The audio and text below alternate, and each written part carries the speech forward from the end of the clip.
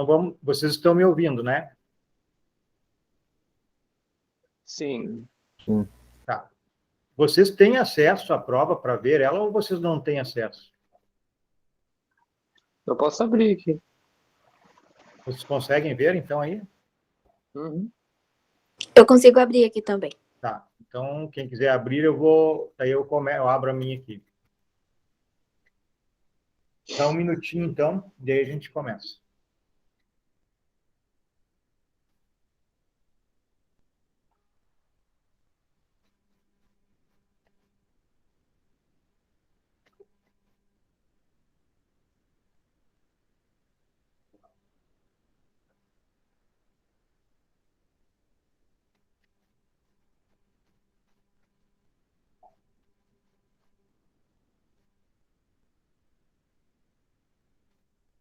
Então, vamos lá. Vamos começar. Todo mundo que abrir, já abriu.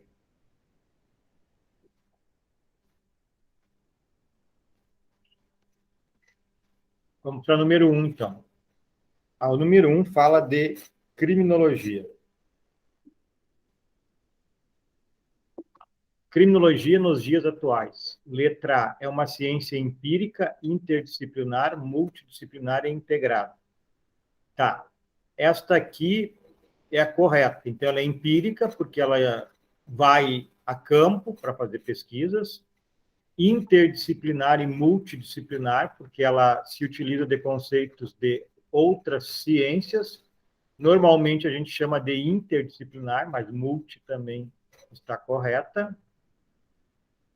E integrada, porque ela se integra a outras ciências, né? Ok? Alguma dúvida nessa? Não. Vamos para 2, então. É correto afirmar que a criminologia é a letra E. Aqui não tem como eu falar das demais, né? A letra E é uma ciência empírica. Está no conceito, né, de criminologia. Letra E de Equador. 3. Atualmente são objetos de estudo da criminologia. Letra A de Argentina, o delito, o delinquente, a vítima e o controle social. É esta, né? Nós usamos normalmente, em vez de delinquente, autor. Mas é a mesma coisa, delito, delinquente, a vítima e o controle social. Essas são tranquilas. Se tiverem dúvidas, me perguntem, mas acho que é mais copiar o conceito, né? Bom, entende-se por sobrevitimização. Letra A de Argentina, a vitimização secundária, a qual consiste em sofrimento causado à vítima pelas instâncias formais da justiça criminal. Essa sobrevitimização é quando, além de ser vítima do delito, ainda, de alguma maneira, é vítima do próprio Estado, dos aparatos de segurança.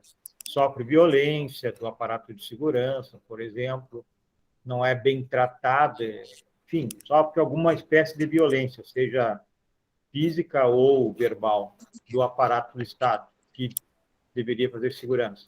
Pode falar, Danilo. Então, letra A de Argentina, número 4. Alguma dúvida nessa? Não. Vamos para 5. Fenômeno comum em países em desenvolvimento ou emergentes, espaço, né, aqui, propiciam a promiscuidade, o afrouxamento dos freios morais, o desrespeito ao próximo e outros desvios comportamentais, empurrando aqueles que vivem ou sobrevivem nessas situações a uma existência marcada pela inclinação ao crime. Assinale a alternativa que preencha corretamente a lacuna do texto. Esses aqui são os fatores, né, que propiciam o ingresso do sujeito na prática criminosa. Então, é letra D de dado, as condições precárias de habitação. Por quê? Vamos ver de novo. Fenômeno comum em países em desenvolvimento ou emergentes. Então, a resposta é as condições precárias de habitação, propiciam a promiscuidade, o afrouxamento dos freios morais, desrespeito ao próximo e outros desvios comportamentais, empurrando aqueles que vivem ou sobrevivem nessas situações a uma existência marcada pela inclinação ao crime. Então, as subhabitações, né, que as pessoas moram, 5, 6, 8 pessoas moram em um cômodo só, e a família dorme toda na mesma peça, aí tem relação sexual, etc., tudo na mesma peça que moram. Então, isso é um fator que propicia a promiscuidade. Alguma pergunta sobre essa? Então, vamos adiante. 6. Acerca do direito penal e do poder punitivo, assinale a opção correta. Letra B de Brasil. O direito penal do autor poderá servir de fundamento para a redução da pena quando existirem circunstâncias pessoais favoráveis ao acusado. Alguém ficou com dúvida em alguma outra linha dessa para mim poder explicar? Alguém entendeu isso aqui? Por que essa é a resposta?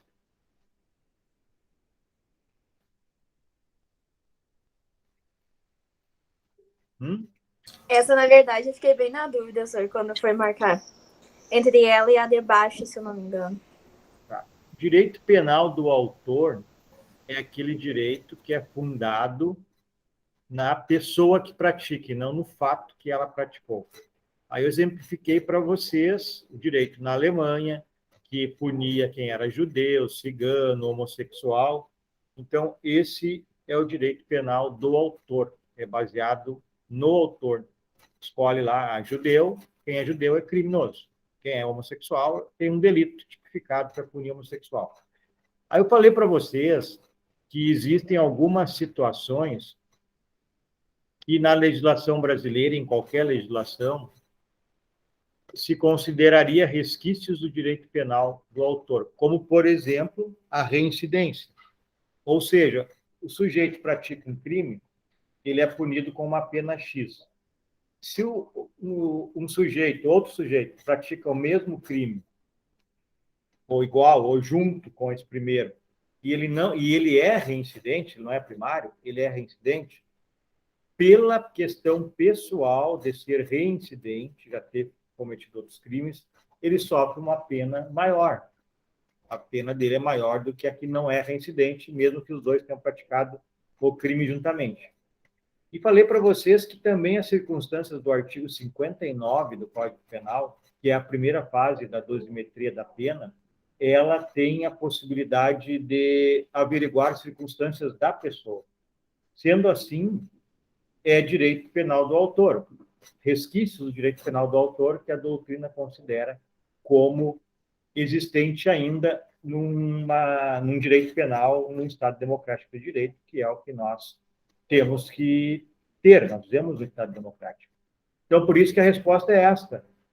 As condições pessoais no direito penal do autor, as condições pessoais podem diminuir pena? Pode. O artigo 59, ele tem fatores lá que dizem respeito à pessoa, que podem diminuir pena, não aumentar pena, ou aumentar pena em relação às circunstâncias da pessoa. Então, por isso que esta resposta correta é a letra B. A letra C, que podem ter marcado, o direito penal do ato tem como característica a ampliação da tipificação. Não, a gente nem tratou de direito penal do ato, nem conheço isso aqui, não deve nem existir isso. Alguma mais sobre essa 6? Alguém ficou em dúvida de outra linha? A B de Brasil é correta. Se quiserem perguntar das outras, querem que eu fale das outras ou não? Pode falar, prof. Fala do inimigo. Tá. Do inimigo é a letra D de dado. No direito penal do inimigo, a sanção penal é aplicada com extremo rigor e objetiva punir o inimigo de modo exemplar por atos cometidos, sem, contudo, relativizar ou suprimir garantias processuais. O direito penal do inimigo, pessoal, Eu não recordo se nós estudamos direito penal do inimigo. Vocês lembram disso? Que eu falei para vocês sobre isso? Que eu me lembre, não. Tá. É assim, eu vou explicar. Então, ele não seria a resposta adequada, se eu não conversei com vocês, não seria. Ele tem na apostila. Na apostila eu sei que eu passei para vocês. Mas teve um dia que eu gravei aula, que eu acho que aí não sei se foi falado sobre direito penal do inimigo. Mas naquele material que eu passei para vocês, tem. O que é o direito penal do inimigo? É uma espécie de direito criada por Günther Jacobs, em que ele divide as pessoas em cidadão e em inimigo. Aqueles que cometem crimes gravíssimos, homicídios, terrorismo, sequestro, são tratados como inimigos. Aqueles que praticam inúmeros crimes, mesmo sendo crimes mais leves, são inimigos. E a outra parte, que cometeu um crime eventualmente, é tratado como cidadão. O cidadão tem direito a todas as garantias processuais. A presunção da inocência, que nós vamos estudar, princípio da presunção da inocência, vai ter nesse vídeo que eu vou deixar para vocês hoje, devido processo legal, contraditório, ampla defesa, limitação de penas no princípio da proporcionalidade. Esse é o cidadão. E quem é considerado inimigo, ele não tem essas garantias. Se ele é inimigo, se ele é cidadão, se ele não é cidadão, ele não tem essas garantias. Então, quando fala no direito penal do inimigo, a sanção penal é aplicada com extremo rigor, verdade, e objetiva punir o inimigo de modo exemplar por atos cometidos, verdade. Agora vem a parte errada. Sem, contudo, relativizar ou suprimir as garantias processuais.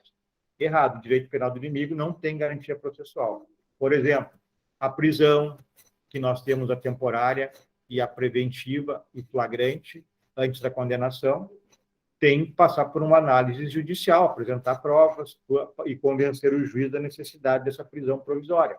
No direito penal do inimigo não tem.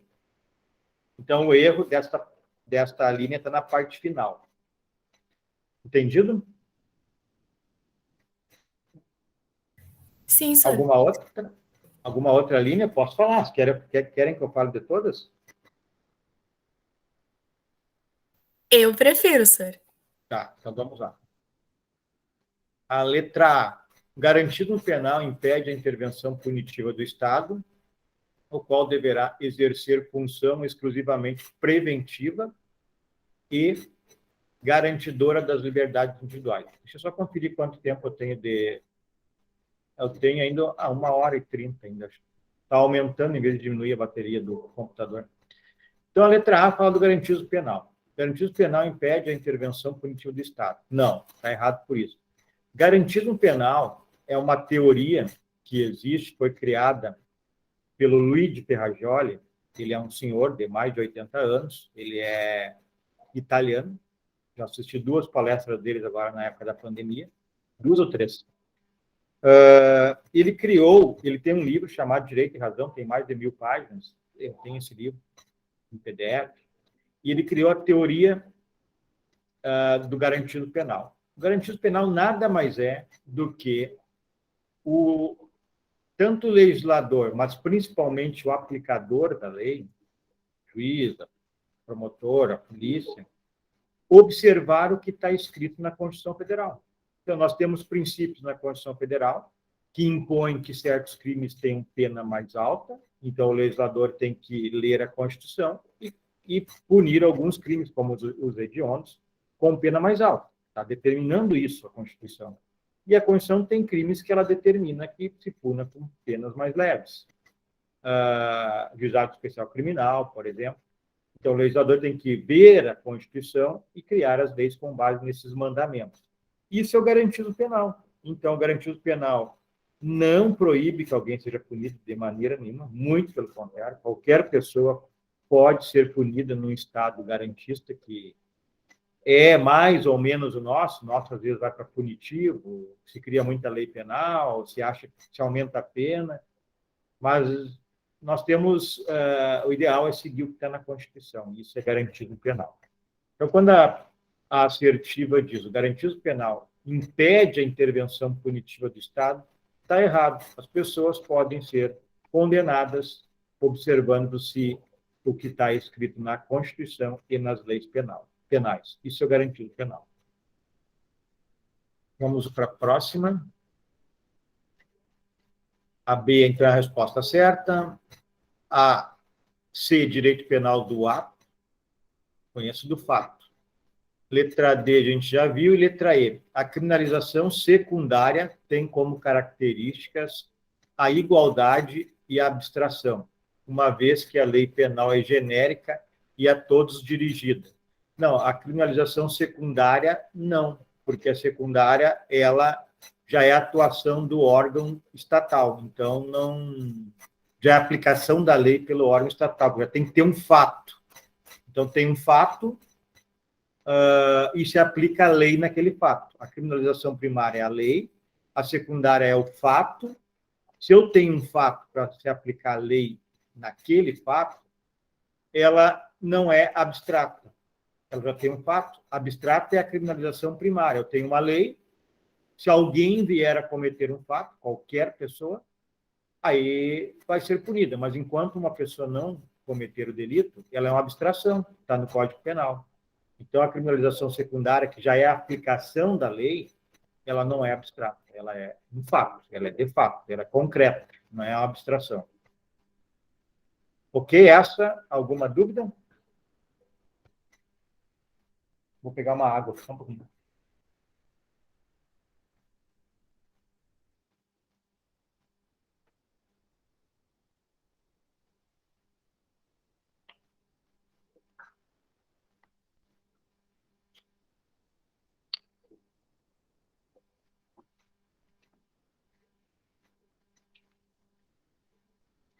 Então, vamos para a próxima. Número 7.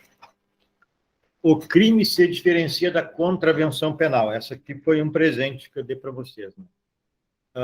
Pela espécie de pena imposta. Então, está lá no artigo 1º da Lei de Introdução ao Código Penal que todo fato que existir previsão de punição com reclusão ou detenção é um crime. E todo fato que houver previsão de prisão simples é uma contravenção. Então, a diferença está pela espécie de pena. Crime prevê pena de reclusão ou detenção e a contravenção prevê pena de prisão simples. Letra B de Brasil é a correta. A letra A fala da natureza entre as infrações penais, não é o caso, a natureza das infrações é crime contra o patrimônio, crime contra a vida, não é o caso. Letra C de Canadá, pela capacidade psicológica do agente, não, aqui entraria apenas na questão da culpabilidade, ali se o sujeito é imputável ou não. E letra D, pelo requisito subjetivo da infração, dolo ou culpa, não. Então, é a letra B de Brasil. Dolo ou culpa tem a ver com a conduta, e não se é contravenção ou se é crime. É se o sujeito praticou um crime doloso ou um crime culposo. Número 8.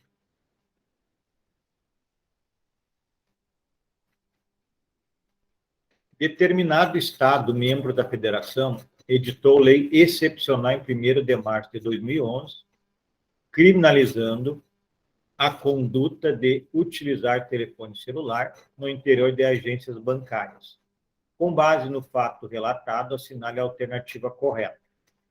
Acho que é C de Canadá, vamos dizer. É inconstitucional porque somente a União pode legislar em matéria de direito penal. Essa aqui é a resposta. Nós vimos, alguém lembra aí, o artigo é 21 ou 22 da Constituição Federal? Vou abrir aqui se ninguém lembrar.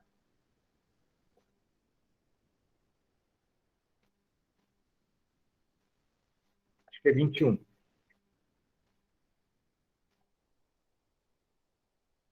Não, 22. Já passei do 22. 23, 22, está aqui, ó.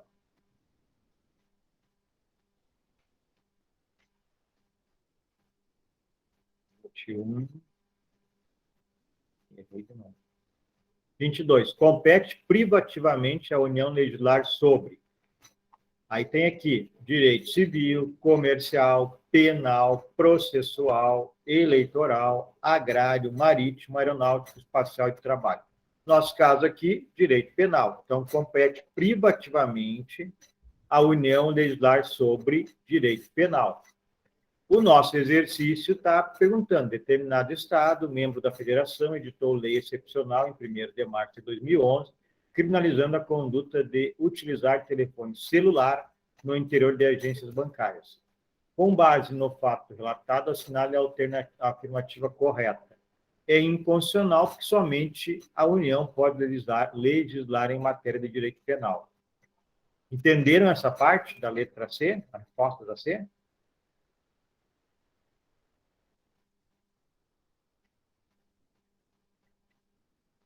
Entenderam? Posso ir adiante? Então, só para terminar essa situação da letra C, diz o parágrafo único deste mesmo artigo 22 que lei complementar poderá autorizar os estados a legislar sobre questões específicas das matérias relacionadas nesse artigo. Então, o parágrafo único diz que uma lei complementar, que é aquela lei que complementa a Constituição, se um dia editada, até hoje não foi, os estados poderão legislar em matéria penal. Porém, até hoje não existe essa lei complementar, e se existir, vai ser para poucos crimes, aqueles que têm a ver relacionados ao Estado, porque o Código Penal Federal vai continuar existindo. Entenderam a C? Nenhuma dúvida? Vamos ver as outras, se tem alguma coisa aqui para a gente falar. Não será aplicada ao fato praticado durante sua vigência, cessadas as circunstâncias que a determinar. Bom, lei excepcional, nós não estudamos ainda, então eu não iria perguntar para vocês, mas já vou adiantar, nós estudaremos isso na semana que vem. Deixar o vídeo hoje dos princípios, a semana que vem eu entro no Código Penal. Então, letra A, não será aplicada ao fato praticado durante a sua vigência, cessadas as circunstâncias que determinaram. O que é uma lei excepcional? O artigo 3º do Código Penal fala da lei temporária e excepcional. A lei temporária é aquela que tem tempo marcado, dia para iniciar e dia para terminar. Se eu não estou equivocado, teria que confirmar, mas a lei da Copa do Mundo no Brasil, se eu não estou equivocado, ela tinha dia para iniciar e dia para terminar. Se eu estou correto, essa é uma lei temporária. A lei excepcional é aquela que dura durante a excepcionalidade. Por exemplo, temos agora a pandemia. Tem uma lei que trata da pandemia e ela diz enquanto durar os efeitos da pandemia. É uma lei excepcional, aplicada enquanto durar a pandemia. Ela ainda está em vigor hoje. A pergunta quer saber se o sujeito praticou o crime previsto na lei excepcional ou na lei temporária, cessadas as circunstâncias que a determinaram, não será aplicado ao fato praticado durante sua vigência. Então, o sujeito praticou um crime previsto na lei da pandemia. Termina a pandemia, a lei não tem mais validade. Aí ele vai a julgamento. Não foi a julgamento antes de a lei perder a validade. Aí a pergunta é, ele deixará de ser punido? Porque seria um benefício, né? A lei penal não retroagirá, salvo para beneficiar o réu. Então, se alguém, como regra, está respondendo a um delito e esse fato deixar de constituir crime ou diminuir pena, por exemplo, vai beneficiar o sujeito que está respondendo a esse crime. Mas isso é na regra geral. As leis excepcionais ou temporárias, não. Mesmo que, se o sujeito praticou o fato durante a vigência da lei temporária ou excepcional, e ela deixou de viger porque transcorreu o lapso temporal da lei temporária, ou porque terminou a circunstância especial, no nosso caso aqui o exemplo da pandemia, e ele vai a julgamento depois. Mesmo não existindo mais a lei, ele responderá. Isso é uma exceção à regra, é lei excepcional temporária. Perguntas sobre isso? Entenderam a explicação? Vocês estão me ouvindo, né? Sim, prof. Sim. Sim, estou ouvindo. Ninguém tem dúvida sobre isso que eu expliquei, então? Tem. Tá, a letra A está errada, então, Não porque tem. se aplica aos fatos praticados durante a vigência da lei excepcional temporária. A letra B é inconstitucional por força do princípio da culpabilidade. Não, não é por força do princípio da culpabilidade que é inconstitucional. A culpabilidade é outra coisa, é o sujeito ter praticado com dolo ou culpa e reprovavelmente ter praticado o delito. Ele tinha condições de entender o caráter ilícito do fato, de portar-se de acordo com esse entendimento, não há nem incidência de erro de proibição, ele era imputável, que é o que nós estudamos lá em teoria do delito, estamos estudando. E também ele praticou o crime, né, com dolo ou culpa, aí o fato é típico, e aí o princípio da culpabilidade estaria presente. Então, não tem nada a ver ele ter praticado o crime, o Estado ter criado essa lei, não tem nada a ver com o princípio da culpabilidade. O erro é porque é a União que tem que criar esse crime. E letra D, poderá retroagir para alcançar fatos anteriores à sua vigência por força do brocado de dúvida pro societário. Está errado. Mesmo que esta lei não fosse inconstitucional, que fosse a União que tivesse criado, e mesmo que fosse constitucional do ponto de vista material, que eu acho que não tem como proibir o sujeito de ter um celular, mesmo dentro do banco, mas tudo bem. Mesmo que ela fosse constitucional, ela não retroagiria para fatos anteriores, porque a lei penal não retroage, salvo para beneficiar o réu, jamais para prejudicar. Artigo 5º, direito fundamental, previsto na Constituição Federal. Entendido? Posso ir adiante? Ninguém ficou com dúvida? Número 9. Professor, quando que o senhor vai colocar só ali a correção das provas no aula? Eu já coloquei. Ah, não vi. Eu estava acessando por outro caminho. As notas estão lá no aula, só não mandei para o autoatendimento ainda. Não, senhor, acho que ela está perguntando do feedback. Isso.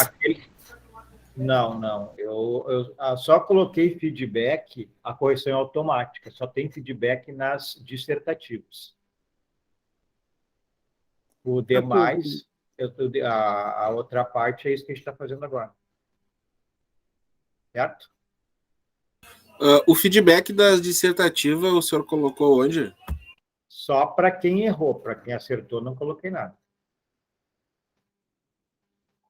Daí quem olhou lá, se errou, consegue visualizar. Mas a gente vai ver agora também, Fabrício. Tá, então no meu caso, como não tem nada, eu devo ter errado, então, alguma objetiva, é isso? Deve ser. Tu tirou menos que 2,5?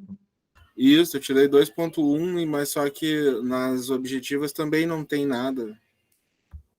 Tá, a gente dá uma olhada no final da aula, tá? Número 8. Determinado Estado, membro da Federação, editou lei excepcional. Isso aqui a gente acabou de ver. Número 9. Assinale a alternativa que contenha o nome de uma elogiada legislação brasileira que, após debates acalorados, manteve a pena de morte dentre as sanções penais e que foi responsável pela criação do sistema de dias-multa. Foi o Código Criminal do Império de 1830. Dom Pedro I outorgou a Constituição do Império de 1824. Era uma Constituição com ideias liberais, vindo da França, principalmente. Ideias da Europa, ideias liberais. Então, se estudava em Portugal, na Europa, as ideias liberais. E a nossa legislação anterior era incompatível, ficou incompatível com a Constituição de 1824, outorgada por Dom Pedro I. Então, em 1830, foi criado um novo Código Criminal do Império, com base nas ideias da Constituição outorgada por Dom Pedro I em 1824. Esse Código Criminal de 1830, ele manteve pena de morte. Inclusive, posteriormente, já sob o Império de Dom Pedro II, houve a última pena de morte no Brasil, quando o indivíduo chamado Mota Coqueiro foi enforcado e depois se descobriu que ele era inocente. A partir daquela data, apesar de constar no Código Criminal do Império, Dom Pedro II comutou a pena de morte. Quando o juiz aplicava a pena de morte, ele comutava por outra espécie de pena, por tanto tempo de prisão, por exemplo. E essa pena de morte, então, ela vigeu até o Código de 1890, não estou equivocado, 1890, que foi o primeiro Código Penal da República. É por ali, logo que se instaurou a República. Saiu a monarquia, entrou a República, se criou um Código Penal. Né? Acho que é 1890, se não estou enganado. Então, a partir disso, aí não teve mais pena de morte, mas nesse Código Criminal do Império de 1830, nós tivemos a pena de morte presente. Inclusive, foi a última, ocorreu sob a égide desta lei. Então, essa é a única resposta. Os demais não tem nem o que falar. 10. Se busca a prevenção geral através do exemplo. Fundamenta-se na intimidação e na ponderação racional do ser humano. A ameaça da pena inibe o agente a cometer crime. Isso aqui, então, é uma fala do César Roberto Bittencourt, na obra dele, Tratado de Direito Penal, parte geral, de 1997. Bom, o que quer dizer esta afirmação dele? Já diz na própria assertiva, se busca a prevenção geral. Então, a resposta é prevenção geral. Os demais não têm, né, possibilidade. A culpabilidade não tem nada a ver com a existência da pena, tem a ver com o crime. A prevenção especial é quando se pune um sujeito. É o punir lá o sujeito que furtou. Então, um exemplo para ele, prisão especial, prevenção especial. Direito penal do autor não tem nada a ver com o que a gente está falando, nós já comentamos isso. É quando se criam crimes e se pune pessoas por quem é a pessoa e não pelo fato praticado. Prevenção terciária é a questão da prisão, efetivamente, cumprimento da pena nos presídios. Então, a resposta certa, letra E, prevenção geral. Alguma dúvida nessa?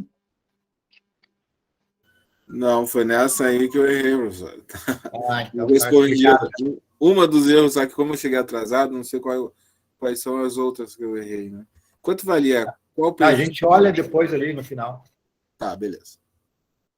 Vamos para a próxima, número 11. Carlos cometeu um homicídio, delito tipificado no artigo 121 do Código Penal. Explique se é caso de criminalização primária ou secundária e justifique. Passa aqui, muita gente errou, pessoal. Colocou que era secundária. Não é primária, porque a gente está falando da existência de um tipo penal. A gente não está falando que o Carlos foi condenado, que seria a criminalização secundária. Muita gente interpretou mal. Né? Então, ele cometeu um homicídio, que é o delito do 121. Então, isso é caso de criminalização primária ou secundária? É primária porque é a lei, a existência da lei que foi criada. Não, aqui não fala em nenhum momento em condenação. E a aplicação da lei nesse sujeito, a condenação, seria a penalização secundária. Certo? Então, a última, 12. Fale sobre a limitação à prevenção dos bens jurídicos.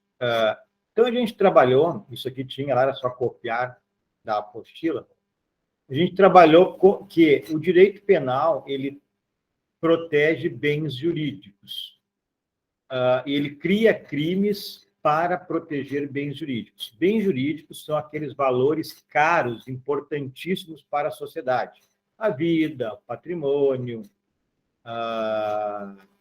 questão sexual, liberdade. Então, a limitação a essa prevenção dos bens jurídicos se dá porque o Estado não é livre para escolher bens jurídicos e criar leis. Porque quando ele faz isso, sob a alegação que ele está protegendo a sociedade ao valorizar certas condutas, certos fatos, como importantes, e aí criar um crime, no mesmo momento que ele está protegendo a sociedade, ou alegando que está protegendo, ele está com uma grande possibilidade de punir pessoas por coisas insignificantes, né? Se o Estado tivesse o direito de criar quantos crimes e da forma que bem entendesse, eleger tantos quantos fosse seu interesse os bens jurídicos, uma coisa mínima, por exemplo,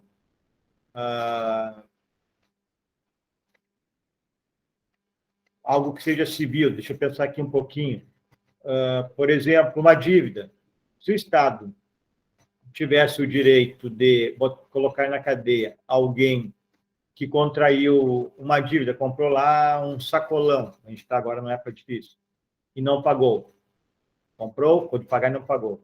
Se o Estado pudesse valorar esta situação como crime, como bem jurídico, nós estaríamos em apuros, porque o Estado teria o direito de qualquer coisa dizer que é crime. Todos nós cometemos condutas que são desprovidas de certa moralidade. Por exemplo, vamos dar um outro exemplo,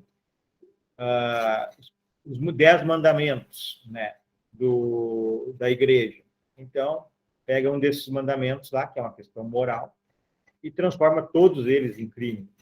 Então, nós teríamos problemas, né? O Estado teria o direito de nos punir sempre, a maioria das pessoas cometeria crimes. Então, a limitação à proteção dos bens jurídicos nada mais é do que o limite que a Constituição impõe ao Estado para escolher bens jurídicos para proteger as pessoas e, para as que não respeitarem, puni-las. Então, é a limitação que é imposta ao Estado para a escolha de bens jurídicos e a criação de leis penais, criminais. Tá ok? Entenderam? Tem uma pergunta? Bom, se não tem perguntas, deixa eu sair aqui da visualização. O pessoal que entrou agora, eu vou explicar. Professor, só um comentário. Acho que a gente se preocupou muito com a questão da ingestão de bebida, né? E não tanto com a proteção do bem jurídico, né? Então, a gente estava muito mais preocupado em saber se aquilo iria eximir ou não por ele estar embriagado, né? Eu entendi que... Na minha justificativa, eu pesquisei mais sobre isso. Eu não entendi, desculpa, ficou meio baixo.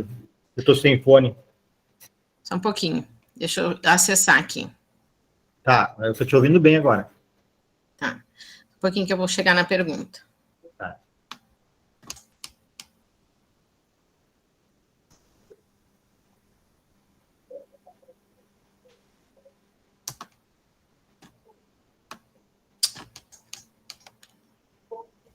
Nada, eu estou confundindo a questão. Estou confundindo com a da outra prova. Deixa para lá. Tá bom.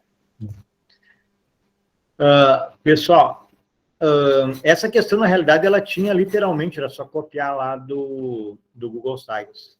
Até alguém comentou isso ali no WhatsApp. Pessoal, para quem chegou mais tarde, assim, eu vou explicar a situação que aconteceu, que a gente vai fazer agora. E eu ainda tenho um tempo de bateria aqui. Eu fiquei sem internet da Vivo, conforme alguns também falaram que ficaram, e eu vim para um local aqui meio acampado e eu acabei esquecendo do carregador da bateria do notebook e daqui a pouco vai terminar. Então, eu vou colocar agora, antes de terminar a bateria, um vídeo sobre os princípios constitucionais penais. Aí vocês assistam até semana que vem e daí na próxima aula, se tiverem dúvidas, me perguntem. Então, alguns deles são bem importantes, vocês têm que entender. Aí me perguntem que nós tiramos dúvidas. Aí olhem hoje, amanhã, até semana que vem. E aí, a semana que vem, a gente vai entrar no Código Penal. Hoje é a última aula que a gente não vai entrar no Código Penal. Então, eu vou botar o link, que é de uma aula anterior, que eu tinha feito, um semestre anterior, que fala dos princípios. Eu não vou conseguir terminar se eu começar a aula agora. Vai terminar a bateria do celular. Tá? Entenderam isso? Ou alguém ficou com dúvida? Entendi, professor. Tranquilo, sir. Então, eu vou colocar o vídeo lá. Eu vou colocar agora. Espere um minutinho aí, que eu já vou colocar. E aí a gente pode ver. Quem tem dúvidas ainda, eu tenho mais de meia hora de bateria.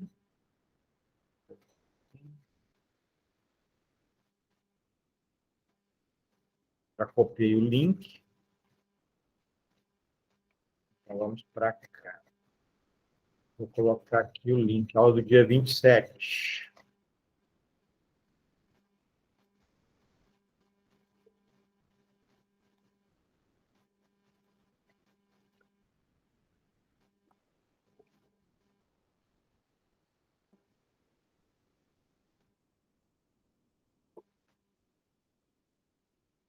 Tá, o link está salvo. Deixa eu perguntar um negócio para você. Eu tenho uns 40 minutos de bateria. Eu posso tocar a aula um pouco. O que vocês acham? Ou vocês querem assistir o vídeo?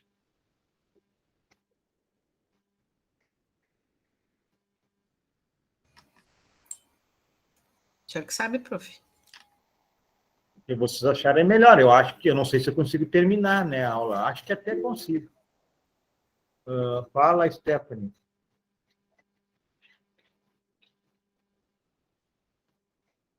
Levantou a mão, Stephanie, da Silva Bittencourt. Eu acho que a gente pode começar um pouquinho. Tá, então vamos começar. Já vai adiantando. Fabrício, tu quer ver alguma prova, alguma coisa? Quer que eu abra aqui? Não, professor, não. Vamos começar então. Tá, qualquer coisa tu pode me perguntar depois no privado. Show de bola. Deixa eu achar aqui o nosso material de hoje. Aqui.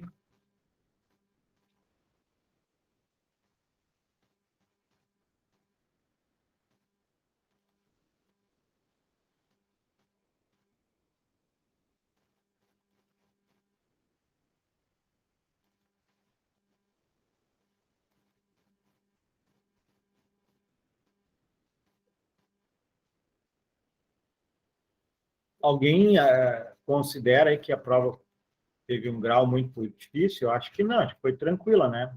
Foi aquilo que nós tínhamos estudado e o que tinha no polígrafo, né? Ou alguém discorda?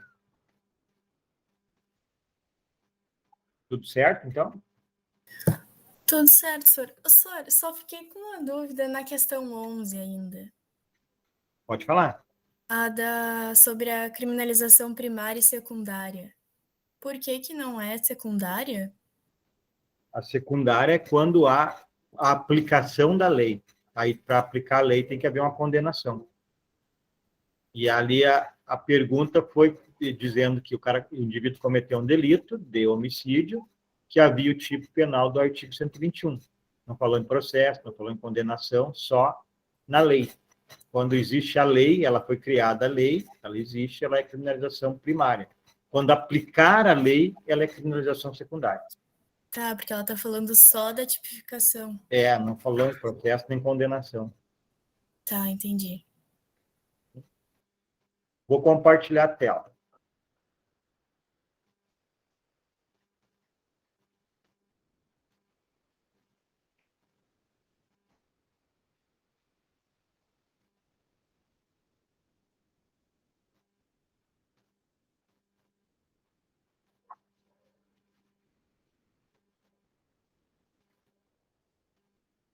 Está aparecendo para vocês o slide ou não?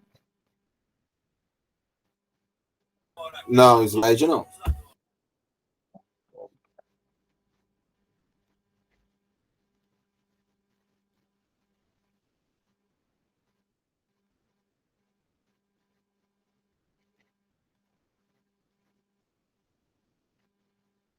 Agora sim? Agora sim.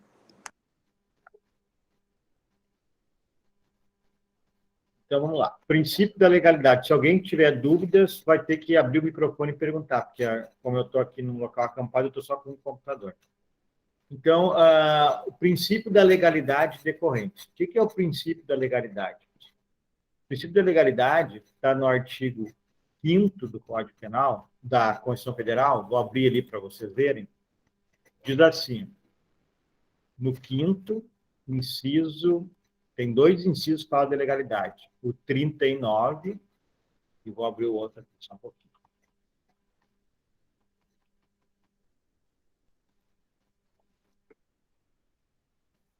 Artigo 5º da Constituição Federal. Diz assim, todos são iguais perante a lei, sem distinção de qualquer natureza, garantindo aos brasileiros e aos estrangeiros residentes no país a inviolabilidade do direito à vida, à liberdade, à igualdade, à segurança e à propriedade nos seguintes termos. Aí o inciso 2 diz assim... Oi? A tela está preta. Tá, em seguida eu descompartilhei por isso, eu estou lendo a Constituição. O inciso 2 diz assim, ninguém será obrigado a fazer ou deixar de fazer alguma coisa, senão em virtude de lei. Isso é o princípio da legalidade lato sensu. Ninguém será obrigado a fazer ou deixar de fazer alguma coisa, senão em virtude de lei. Princípio da legalidade. O inciso 39, deixa eu conferir se é o 39, do artigo 5º da Constituição Federal, inciso 39 do inciso 5º da Constituição Federal, diz que não há crime sem lei anterior que o defina, nem pena sem prévia cominação legal. Não há crime sem lei anterior que o defina, nem pena sem prévia cominação legal. Isso quer dizer o quê? Quer dizer que, para existir um crime, deverá existir uma lei anterior dizendo que tal conduta é crime. Para aplicar uma pena a alguém, deverá existir na mesma lei, normalmente do crime, né, dizendo que a pena é tal. Senão, não tem como punir o sujeito. Nem dizer que ele cometeu um crime, se não existir lei anterior ao fato que ele praticou, e nem puni-lo se a pena não é descrita no crime, como possibilidade de punição. Esse é o princípio da legalidade. Então, de modo geral, o princípio da legalidade, o amplo, é o artigo 5º, inciso 2, que eu li para vocês, que ninguém será obrigado a fazer ou deixar de fazer alguma coisa, senão em virtude de lei. Também, o da legalidade penal é o inciso 39, que diz que não haverá crime nem pena sem lei anterior que defina. Esse é mais estrito para o direito penal. Nós temos outros princípios da dignidade da pessoa humana, que está no artigo 1º, inciso 3 da Constituição Federal. Esse da dignidade da pessoa humana é um princípio que não tem assim um conceito muito claro, né? Porque cada pessoa tem um conceito de dignidade. Por exemplo, para vocês que estão aqui me assistindo, digno é ter a sua casa, ter o seu trabalho, a sua família, algum patrimônio, algum conforto. Isso é digno. Tem pessoas que não querem nada disso, que gostam de viver na rua, por exemplo. Mas se ele tem esse interesse de viver na rua, para ele não é uma vida indigna. O ministro Barroso, ele dá um exemplo que na França tinha uma boate, uma casa de festa, em que tinha um sistema que ele impulsionava um anão, como se fosse um canhão, assim, um anão, e jogava ele em cima de um local estofado lá, que era uma atração. Aí a boate foi processada, porque atingia a dignidade humana desse anão, e o anão, quando foi chamado, ele declarou que ele não tinha sentimento de indignidade nenhuma na vida dele por fazer aquilo ali. Para ele era muito digno, para ele indigno era outra situação, não ter alimento, não ter dinheiro, não trabalhar, roubar, etc. Para ele, aquilo era uma coisa normal. Então, isso comprova, né, que o princípio da dignidade da pessoa humana ele é muito subjetivo. Mas, para a área penal, agora falando em crimes, nós vamos tratar do princípio da dignidade da pessoa humana com crimes com penas coerentes e com cumprimento de pena no presídio, deveria também ser de uma maneira minimamente digna para a sobrevivência de uma pessoa, para que uma pessoa permaneça num local, como um presídio, por algum tempo. O princípio da culpabilidade do artigo 5º, inciso 57 da Constituição Federal, diz que ninguém será considerado culpado até o trânsito da sentença penal condenatória. Vocês lembram daquela situação no STF, que tratava da execução da pena em segunda instância? Lembram disso? Sim. É exatamente isso. A Constituição diz que não pode. Não se considerará ninguém culpado até o trânsito da sentença penal condenatória. Se ninguém pode ser considerado culpado até transitar em julgado a sentença penal condenatória, quer dizer que se o sujeito não é culpado, ele não pode executar a pena. Então, puniam o sujeito em segunda instância, mesmo ainda tendo mais recursos, queriam que cumprisse pena. É contrário à Constituição Federal.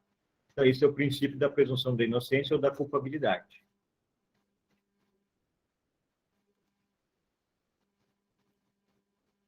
Princípio da humanidade da pena, retroatividade benéfica da pena, a gente já viu, né, que a lei penal não retroage, salvo para beneficiar o réu.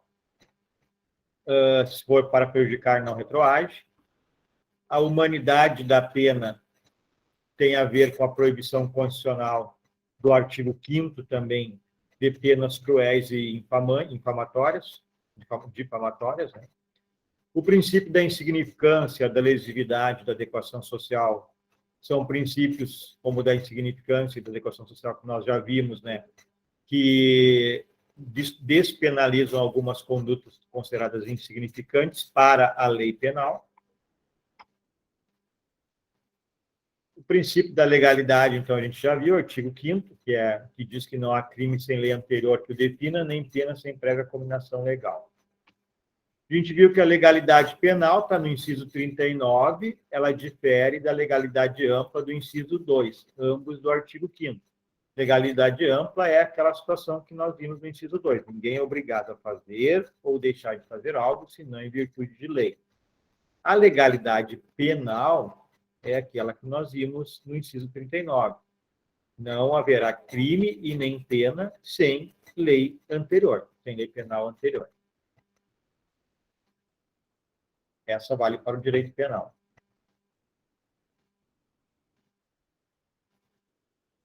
Deixa eu... Bom, aqui tem a origem histórica, né, da onde saíram esses documentos, esses direitos, esses princípios. Eu só vou citar rapidamente aqui. Nós temos um documento imposto por nobres ingleses contra o rei João Sem Terra em 1215, que é a Carta Magna Libertatum, que garantia às pessoas alguns direitos, ou seja, dizia que o rei não tinha toda a liberdade de confiscar terras, prender pessoas, como ele bem quisesse. Então, são limitadores, né, que antecederam esses princípios da legalidade, por exemplo, que nós estamos estudando. Bill of Rights nos Estados Unidos também tem a ver com essa questão do princípio da legalidade.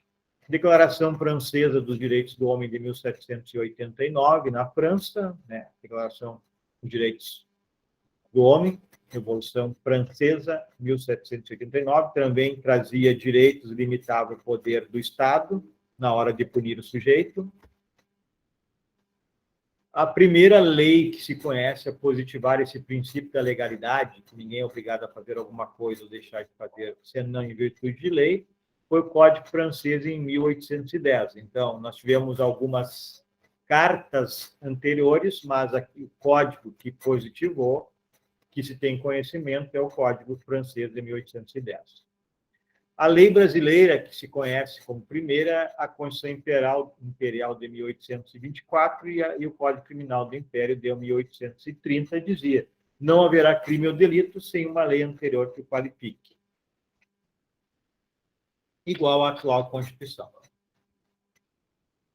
Bom, o artigo 5º, pessoal, não sei se vocês já estudaram isso, ele é direito fundamental, ele é considerado cláusula pétrea. Você sabe o que é cláusula pétrea? Não? Sim ou não?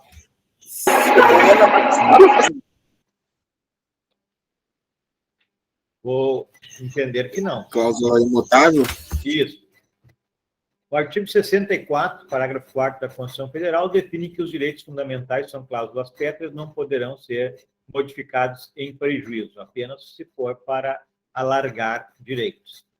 Então, esse princípio da legalidade, tanto legalidade ampla do inciso 2, quanto legalidade estrita do inciso 39 do artigo 5º, que tem a ver com o direito penal, ambos são cláusulas pétreas, não podem ser retirados como direitos do cidadão brasileiro e também de outros cidadãos que estiverem por aqui pelo Brasil.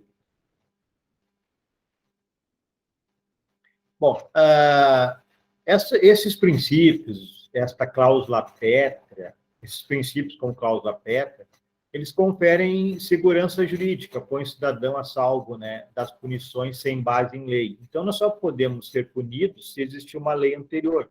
Por quê? Porque se não fosse assim, eu poderia ser punido por qualquer coisa, vai depender de quem fosse me punir, da cabeça de quem fosse me julgar, me prender e me julgar. Então, a lei anterior é uma salvaguarda para nós, porque nós sabemos o que é proibido e existe a lei nos informando que nós não podemos realizar tal conduta.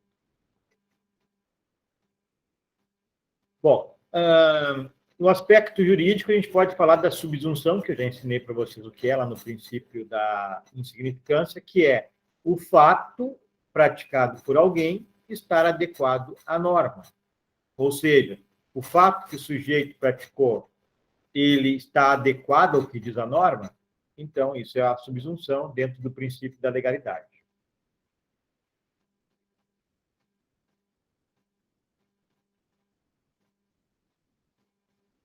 Aqui tem umas coisas, apenas umas leituras. Olha o que diz isso aqui, ó. Considerar-se crime qualquer ato que lesa ou tende a lesar o público, de tal modo que exija a interferência do Estado em punir o malfeitor. Isso aqui é uma lei adequada, pessoal? O que vocês acham?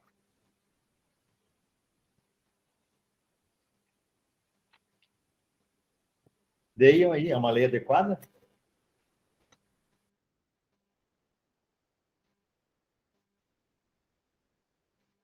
Professor, repete, por favor. Não, vocês não estão vendo aí? Não aparece? Não, estou vendo sim, estou vendo. Só não entendi o que você falou. Considerar-se crime qualquer ato que lesa ou tende a lesar o público, de tal modo que exige interferência do Estado em punir o malfeitor. Isso é uma lei adequada? Está na origem histórica. Ah, ele não está passando aí? Não. Então eu acho que não. Agora tinha passado, mas agora ficou tudo preto. Tá, vamos ver, então.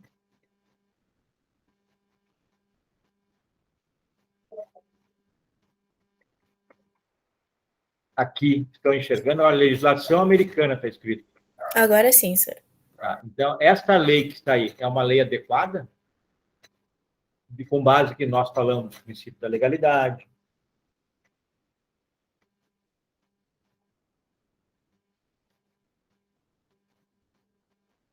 Acredito que sim. Por que eu acho que é? Ele respeita a legalidade penal?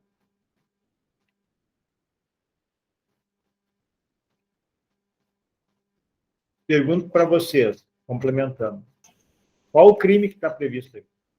O que um de nós aqui nesta sala tem que praticar para ser punido?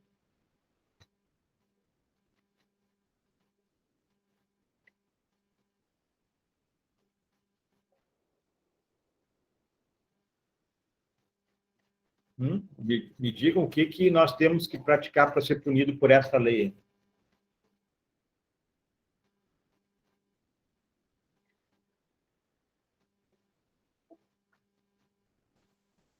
Algo que lese o bem jurídico, não é isso? Que pode ser tanto algo relacionado a coisas materiais, como pode ser algo relacionado à vida. Lesão corporal, homicídio. Tá.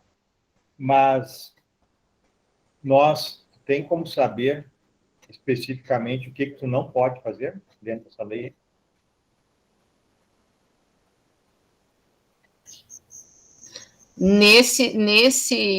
Apenas nesse parágrafo, não. Não sei se tem outras definições.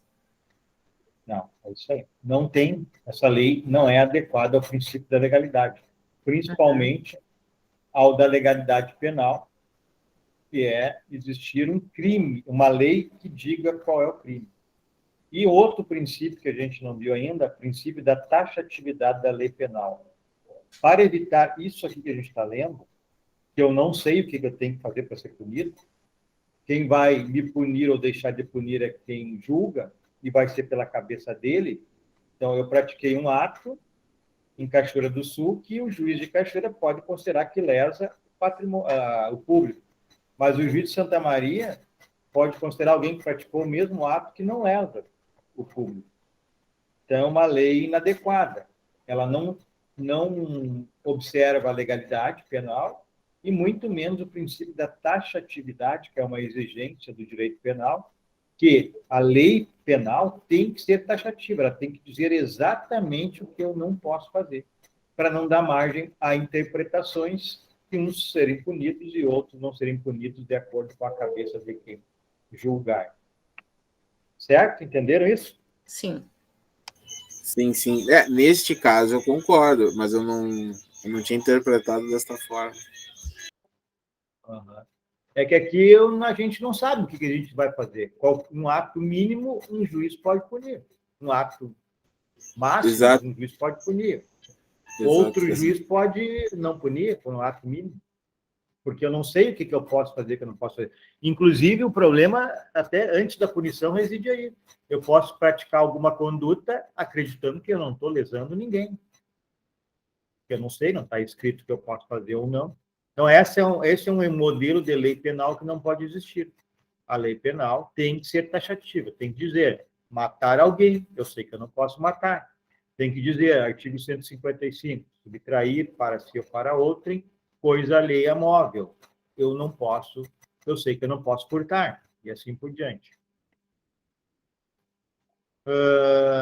Analogia, pessoal. O que é analogia? Quando o juiz ele não encontra uma lei adequada no direito penal, ou melhor, quando ele não encontra uma lei que possa ser aplicável a um fato que caiu para ele julgar, no direito penal, ele não pode punir. Isso se chama analogia. Ele pode buscar uma lei, uma sentença semelhante, um caso semelhante, verificar qual a lei aplicável ao caso semelhante. Se for para prejudicar, ou seja, condenar, ele não pode usar. Se for para beneficiar, absolver, por exemplo, ele pode utilizar. Então, a analogia em malam parte, para prejudicar, é vedada no direito penal. Eu estou querendo dizer que o sujeito vai julgar e ele não encontra a lei aplicável. Então, ele pega um caso semelhante, verifica a lei aplicável. Se for para beneficiar o sujeito, ele pode aplicar. Mas isso aqui é quase uma letra morta. Isso aqui, nós temos lei para tudo. Se não tiver lei, dificilmente vai se conseguir punir alguém sem ter uma lei. A gente tem lei para tudo. Bom, aqui tem o princípio de anterioridade, nós já vimos, né, que não haverá crime e nem pena sem lei anterior que defina. Então, a lei anterior ao fato e a pena. O senhor tem que passar o slide. Eu estou passando, não está andando, então. Agora não está de novo. Aí Agora vocês veem? Uhum. Eu vou deixar assim pequeno. Anterioridade da lei, então a lei anterior ao fato, para poder aplicar a pena, tem que existir a lei anterior, tanto dizendo qual o fato criminoso e qual é a lei. Reserva legal, pessoal. A reserva legal é o quê? A lei que pode criar crimes, por regra, é a lei ordinária. Vocês estão aprendendo em direito constitucional. E a lei complementar também. Então, não se pode criar crimes no Brasil por medida provisória, está taxativamente proibido no artigo 62 da Constituição Federal. Não se pode criar crimes no Brasil por portaria, somente por lei. Lei complementar e lei ordinária. Esta a lei penal é reservada para essas duas espécies de lei. Taxatividade, já falei. Lei prévia, já falei. A lei, no nosso caso, é escrita.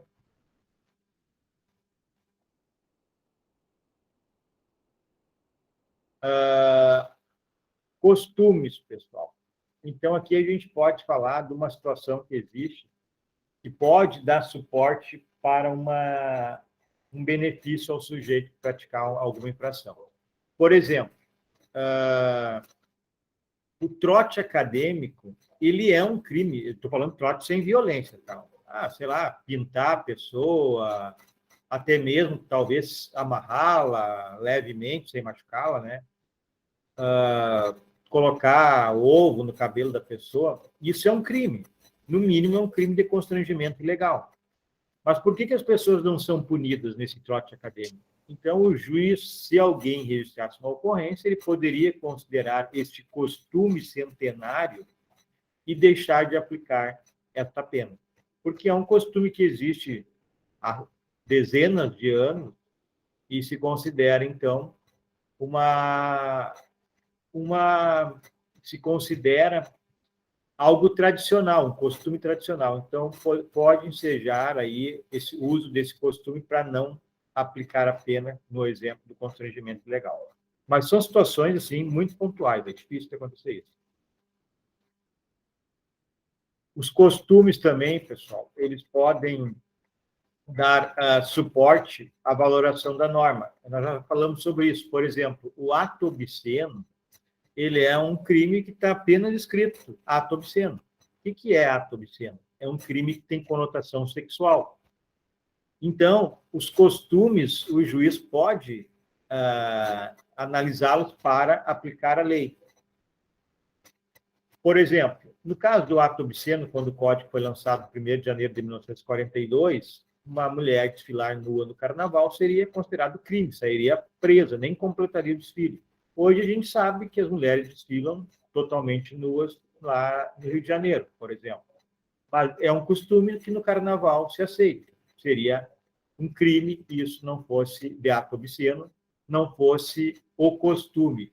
E o juiz aplicava a lei e a polícia prendia em 1942, hoje não prende e não pune, com base nos costumes que valorizam a interpretação desta norma. Entendido isso?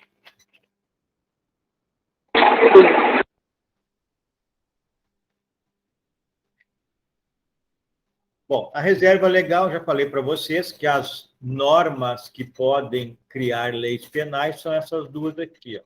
Leis complementares, que complementam a Constituição, e leis ordinárias. Demais modalidades não servem para criar lei penal.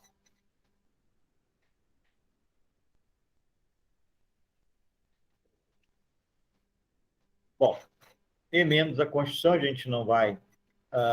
as emendas à Constituição vamos falar. Elas podem criar princípios, pessoal, ou regras gerais. Não pode criar uma lei específica, mas elas podem criar princípios. Então, nós temos princípios. Já temos hoje na Constituição princípio da presunção da inocência, ninguém será considerado culpado até o trânsito em julgado da sentença penal condenatória, princípio do juiz natural, que o juiz que pode me julgar é aquele competente conforme as regras judiciárias. Então, são princípios que estão na Constituição e podem ser inseridos novos princípios de direitos humanos, por exemplo, na Constituição. Então, a emenda constitucional ela pode trazer princípios. Aqui eu coloquei um exemplo, ó, a emenda tendente a alterar o artigo 228 da Constituição Federal, que cuida da minoridade penal, de modo a modificar a idade mínima em que se pode imputar a alguém um delito. Então, está escrito na Constituição Federal que a idade penal para ser atribuída a responsabilização penal é 18 anos. Tem diversos projetos para diminuir.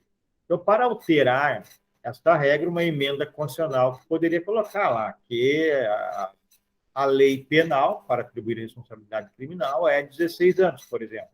Então, seria uma emenda constitucional que mexeria num princípio que hoje é de punição apenas criminal, né, apenas para 18 anos em diante. Não estou entrando na questão da constitucionalidade. Me parece que reduzir a idade penal é inconstitucional, mas não estou entrando nessa seara. Estou dizendo que é uma mudança na Constituição que é permitido não para criar crimes, apenas como uma regra geral. As leis complementares e ordinárias, então, são as leis que se podem criar crimes. Como regra, a lei ordinária, que serve para criar crimes. Por exceção, a lei complementar. Medidas provisórias não pode criar crimes, está no artigo 62, não pode criar lei penal. Lei delegada não pode, resolução em decreto do Poder Legislativo não pode. Bom, tratados e convenções, pessoal. O Brasil pode assinar um tratado com diversos países prevendo punição para determinados crimes. Por exemplo, nós temos tratados que criminalizam o tráfico de pessoas, o tráfico de entorpecentes. Mas estes crimes que constam destes tratados, eles são internalizados no Brasil. Tem um método, que vocês vão aprender em direito constitucional, que passa tanto pelo presidente da República quanto pelo Congresso, pelo Senado Federal. Depois disso, ele vira lei. Aí sim eu terei a lei penal, ou ordinária ou complementar.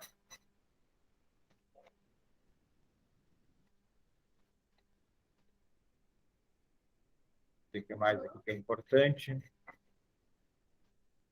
Analogia, eu já falei para vocês, em malam parte não pode aplicar, em bonam parte pode aplicar.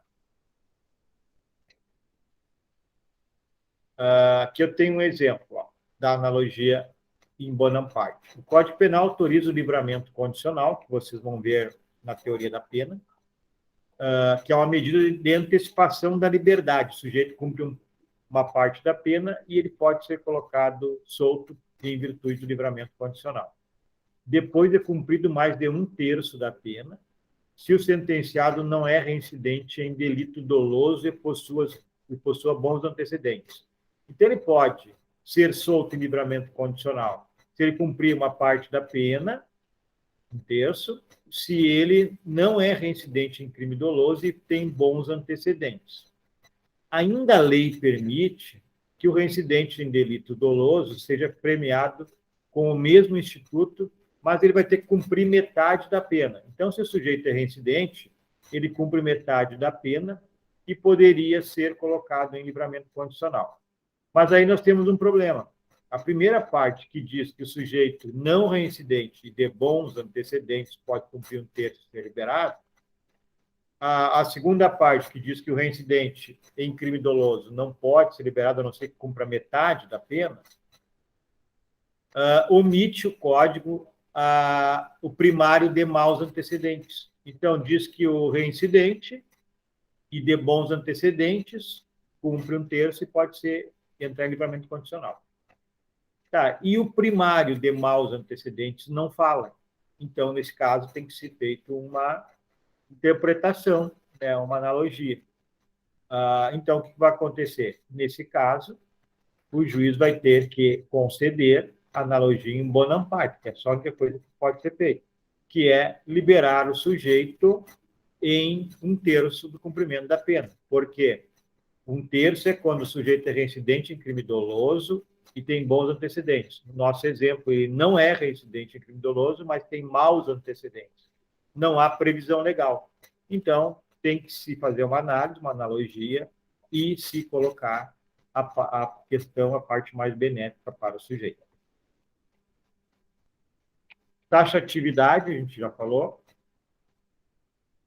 A lei penal tem que ser taxativa, dizer exatamente o que é crime para que nós saibamos e não cometamos a conduta.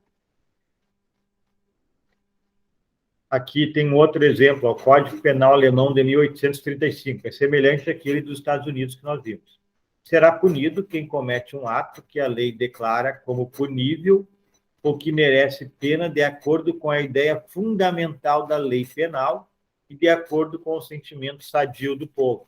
Então, na realidade, a gente não sabe o que é isso. O que é a ideia fundamental da lei penal? Cada um vai ter um pensamento. O que é sentimento sadio do povo? Numa época que nós estamos aí com diversidade cultural, cada um vai pensar de uma maneira. Então, isso aqui não pode ser uma lei penal, porque teremos problemas para identificar primeiro o que é crime, para que a pessoa cometa ou não cometa, e depois o julgador. Uns vão punir umas coisas, outros não vão punir outras coisas, e assim por diante. Isso, então, aí, por isso que a lei tem que ser taxativa. Essa lei aqui foi revogada, 48/98. Bom, o princípio da legalidade e as medidas de segurança. É igual. A medida de segurança é quando o sujeito é absolvido, se chama absolvição imprópria, ele comete um crime e se considera que, na data do fato, ele era inimputável por não entender o caráter ilícito do fato ou não portar-se de acordo com esse entendimento. É mais ou menos a ideia de uma doença mental.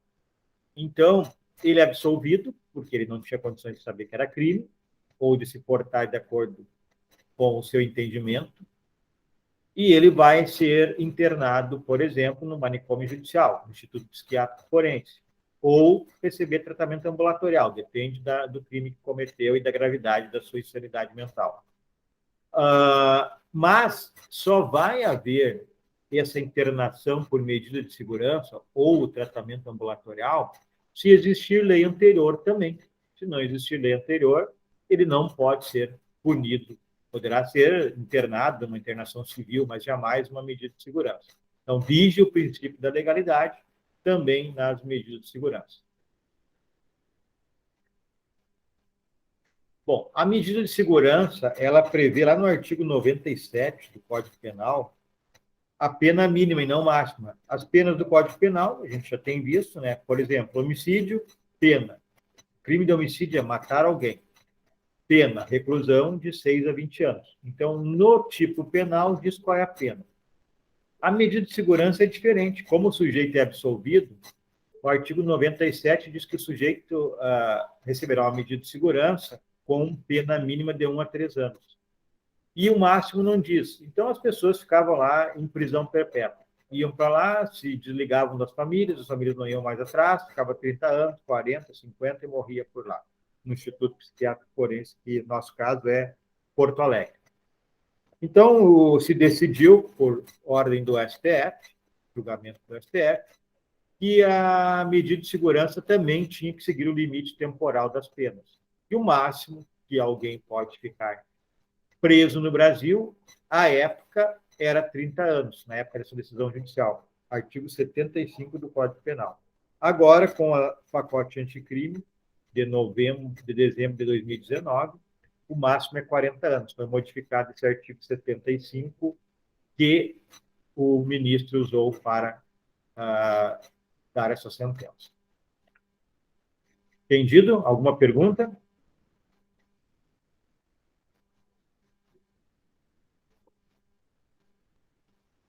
O que mais temos aqui, então?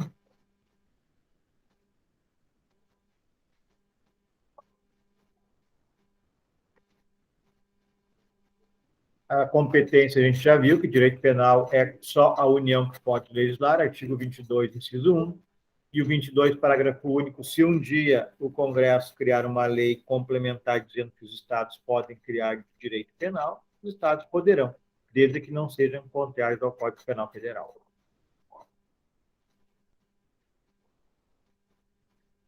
Isso aqui, pessoal.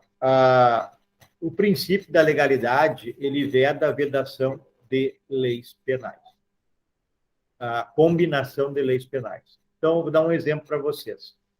O sujeito cometeu crime de tráfico de entorpecentes. Deixa eu abrir aqui para ver vocês. Tem que não tem ninguém com câmera aberta. O sujeito cometeu um crime de tráfico de entorpecentes. A lei da época era a lei anterior, 63, 68, 76, previa como pena para o tráfico de entorpecente a reclusão de 3 a 15 anos. A atual lei 11.343 de 2006, ela prevê pena para o tráfico de entorpecentes de 5 a 15 anos. Então, é uma lex grave, uma lei grave, uma lei que prejudica, aumentou a pena mínima. O sujeito foi flagrado pela lei anterior e foi a julgamento pela nova lei. Esta nova lei, ela prevê lá no artigo 33, um dos seus parágrafos, o 4º, uma redução de pena significativa para aquelas pessoas que não são reincidentes, que não integram organização criminosa, uma redução de pena para esses casos. O que esse advogado fez? Ele entrou com o pedido da aplicação da lei antiga, que a pena mínima era 3 anos, e entrou com a aplicação deste parágrafo ali, 3º ou 4º, do artigo 33 da lei de tóxicos, da lei de entorpecentes, que tem essa redução. Então, ele pediu para aplicar a pena mais leve da lei antiga e a redução de pena da lei nova, porque alegando que as duas beneficiavam o réu, e a lei benéfica retroage para beneficiar o réu.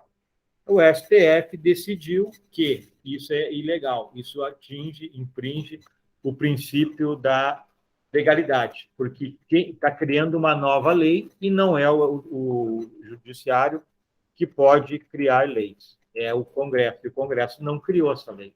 Então, no momento que aceitasse isso, aplicar 2 leis em vez de uma, seria uma inovação legislativa do STF, o que é ilegal, e foi isso que falou o STF. Deixa eu achar aqui o artigo, vou mostrar para vocês.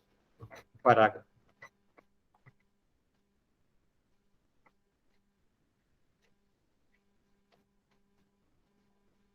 O parágrafo 4º do artigo 33 diz assim: nos delitos definidos no caput e no parágrafo 1º deste artigo, as penas poderão ser reduzidas de 1/6 a 2/3, desde que o agente seja primário, bons antecedentes, não se dedique a atividades criminosas, nem integre organização criminosa.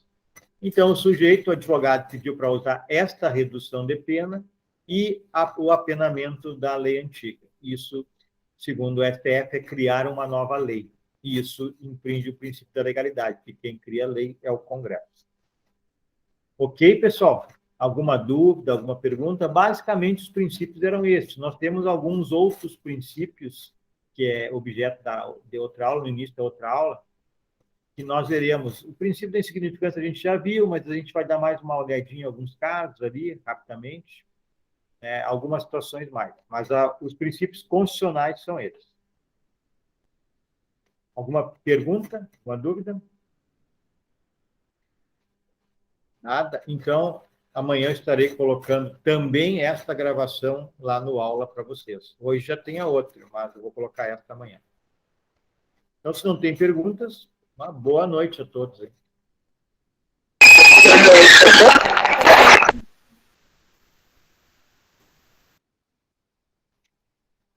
Boa noite, professor. Boa noite. Boa noite, professor. Boa noite. Boa noite, senhor. Boa noite.